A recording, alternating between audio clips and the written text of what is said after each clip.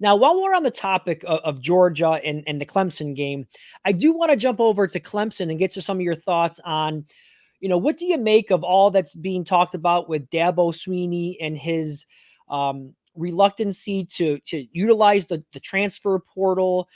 Clearly, this program is not what it was a few years ago. What's your take on what's being said recently here about Dabo Swinney?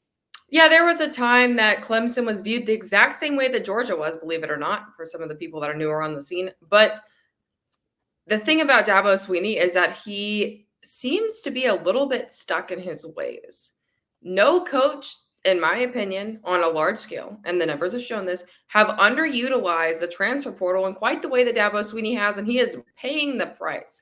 We look at the college football landscape and how well some of these teams have done. How many times do you see that it's a transfer from such and such university that is absolutely lighting it up on the field? We saw it with USC and LSU. I mean, I covered Woody Marks extensively at Mississippi State, and while I am an LSU alum and it hurt a little bit to watch that happen the other night, it was so good to see that guy get his opportunity, and that's happening everywhere. Dabo Swinney is not taking advantage of that, and that is part of his issue. The offense is stale. It's like old bread in the kitchen. You need to throw it out. That's what Dabo Swinney and his offensive coordinator need to do. They seem to have a reluctancy to throw it out.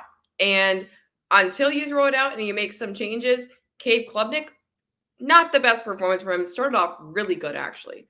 But I think that if you make some adjustments and give him some better coaching and a better offense to run in and some receivers that can actually execute, maybe this goes a little bit better. So I think Clemson has changes abound to make, and most of it starts on the offensive side of the ball, and Dabo Swinney being a little bit more open-minded. Yeah, I'd have to agree with you 100% there on your assessment of Dabo Swinney and the direction of that program right now.